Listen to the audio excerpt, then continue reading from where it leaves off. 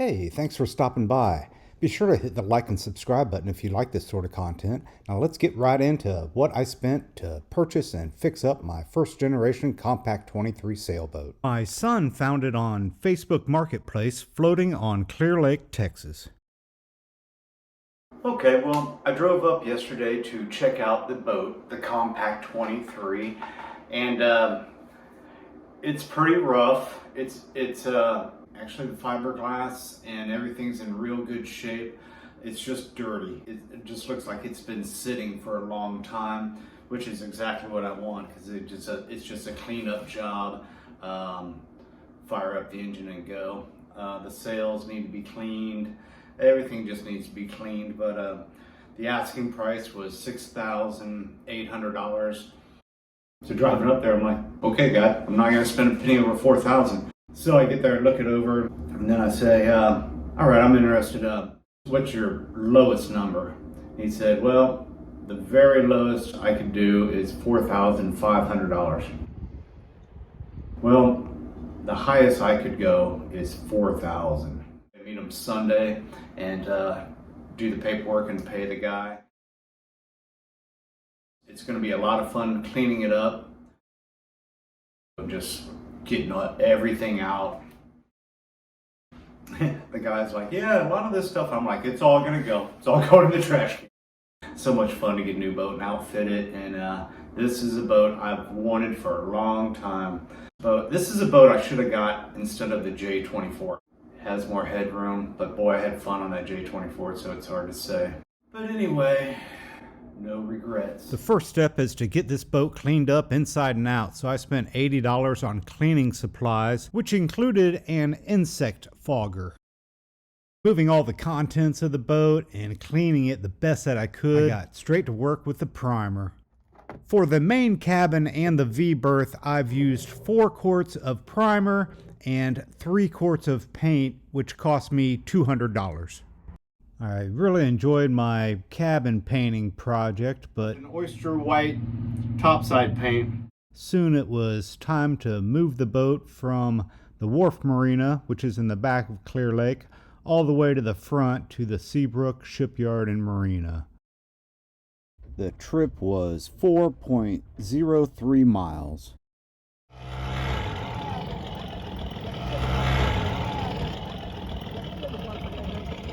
I met a guy and we made a deal that for $100 he'd tow me across Clear Lake. In the course of towing me across the lake, the guy burned up the outboard on his dinghy. So after I paid him the $100 that we agreed to, I just decided to give him the 8 horsepower Nissan that came with the boat, and it had the title. So he fired it right up and was really appreciative, and he's such a nice guy. I was really glad that it ran good and it bought me some good karma.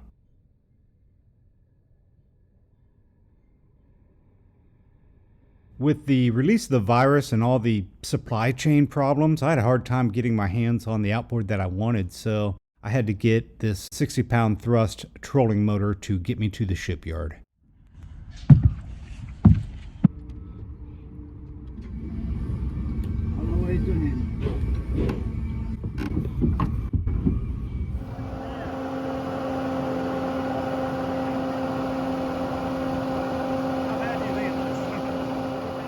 Do you know how much strain this 23-foot sailboat is putting on the 75-ton lift? None at all.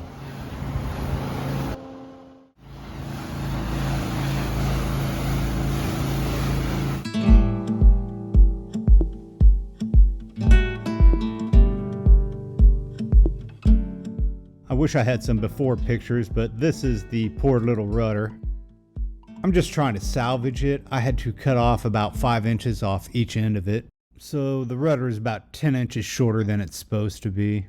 It was so corroded and pitted, I had to use some waterproof fiberglass Bondo. Then I went over that with some Flex Seal to try to keep more water out. And then I went over that with some black paint I found in my garage just for another layer.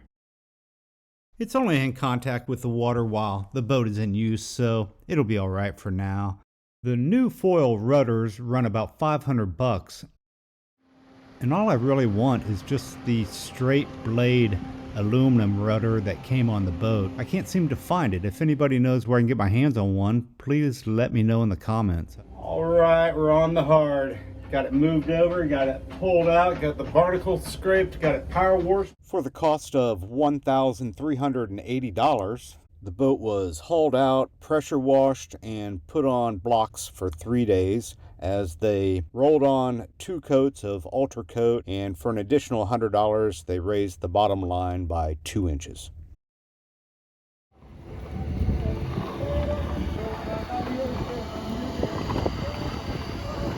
Besides a few nicks and scratches in the hull, possibly caused by this boat riding out a couple hurricanes, the hull was in great shape with no blisters. For $2,000, I had the hull smoothed and painted with Allcraft 2000 Superjet black paint, and that included painting on a 2-inch boot stripe. So it looks like they have the boat painted, and it really looks unbelievable.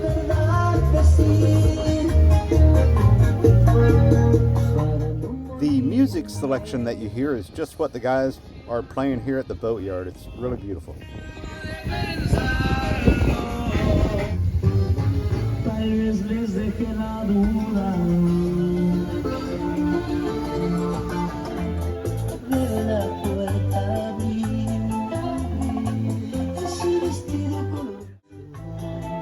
This is the tow rail here, and they want to use this gasket material, is what they recommended at the boatyard.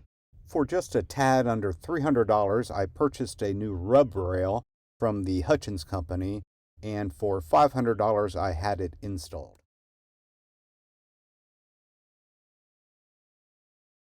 Yes, it's easy to see how this line to lift the rudder could get caught in the propeller. Things are moving along, and we have some new items here on board. We've got the Windex, and it's ready to go on the antenna. And then I've got the steaming light and the anchor light. And I've got a Group 31 battery box here. I picked up the 64-pound glass mat battery at AutoZone. It's a Group 31, and I paid $250.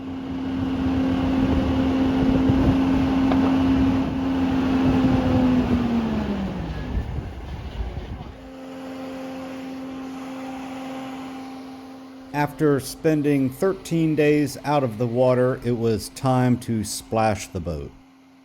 For the price of $200, 3 guys unstepped the mast, walked it over to the storage area, and then it was stepped when the work was completed. For $255, they reworked the entire mast. They installed all the wiring, the coax cable, the whip antenna, the wind indicator, the anchor light, the foredeck light / steaming light. They put on new spreader boots. This included running the halyards, but there was a $60 extra charge for halyard splicing. Anything that needed to be done, they did it. Except they did not do something to keep the wires inside of the mast from slapping. It's rather annoying.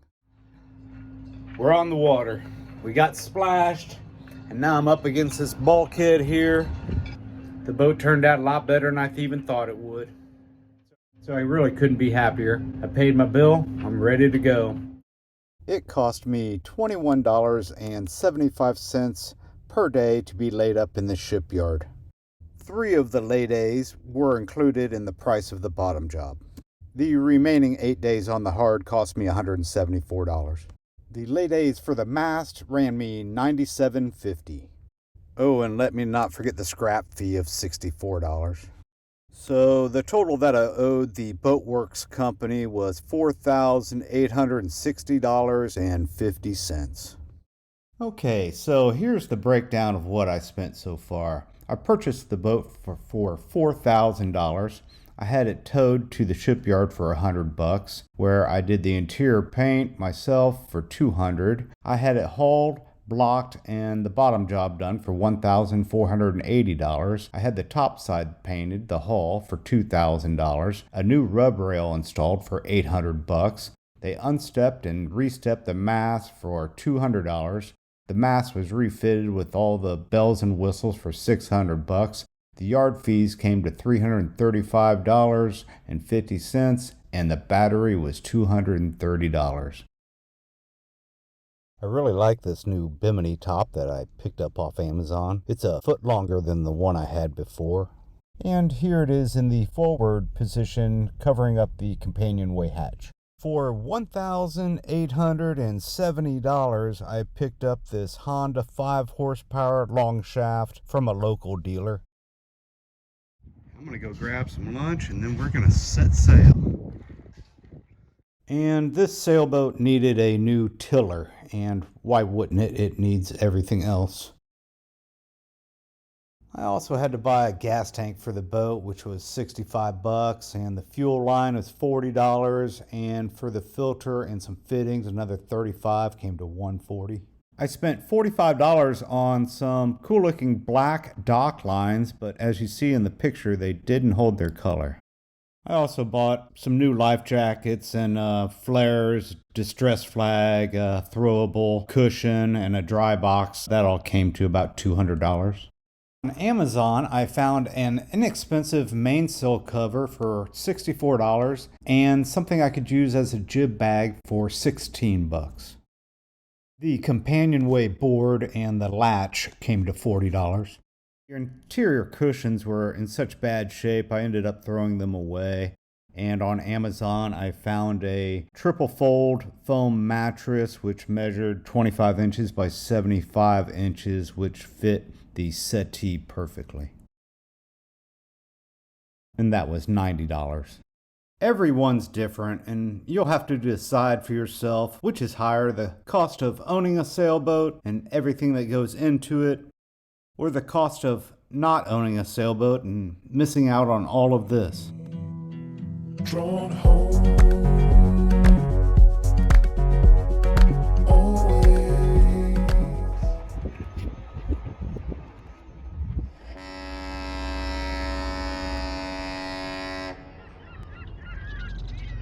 Okay, so the big answer to the big question of how much money did I spend on this little sailboat is, well, I'm not going to tell you. It's kind of embarrassing, but okay.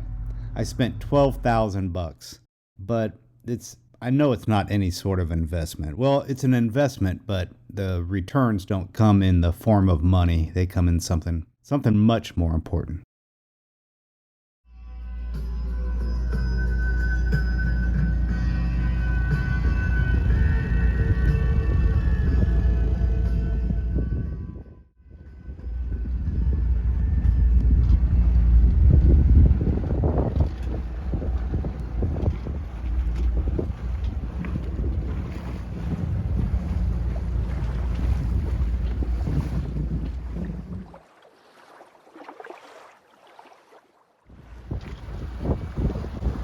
It's light winds. It's about maybe 8 to 10 knots. Got the 150 Genoa up, and we're working our way to Redfish Island.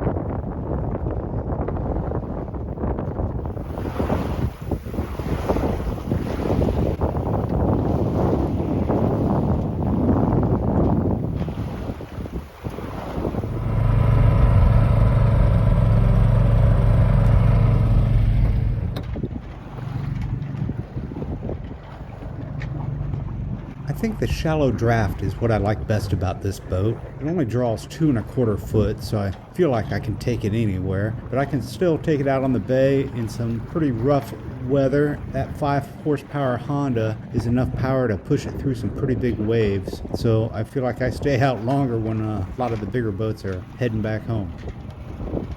Galveston Bay is pretty big and it can get rough.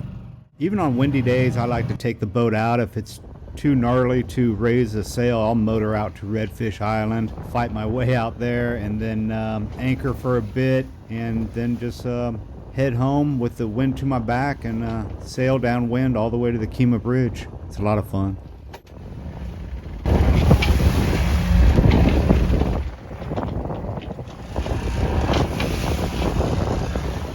This is a really low maintenance boat.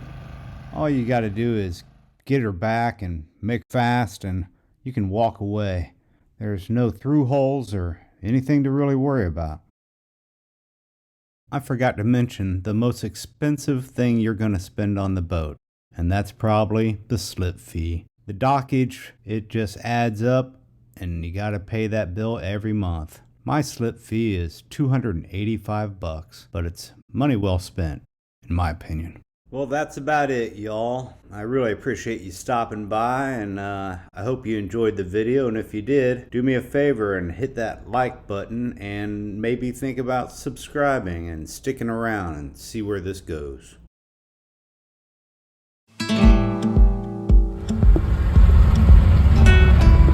That's Redfish Island, dead ahead. I made it to Redfish Island. So I think we're gonna drop a hook for a while and just relax. And there it is, just a slither of land. Say goodbye to Redfish Island. But it's home where my heart belongs, and it's the same as it's always been. Yeah, these roads keep us traveling. They're like rivers and wide and deep, who flow from land out into the sea. Drawn home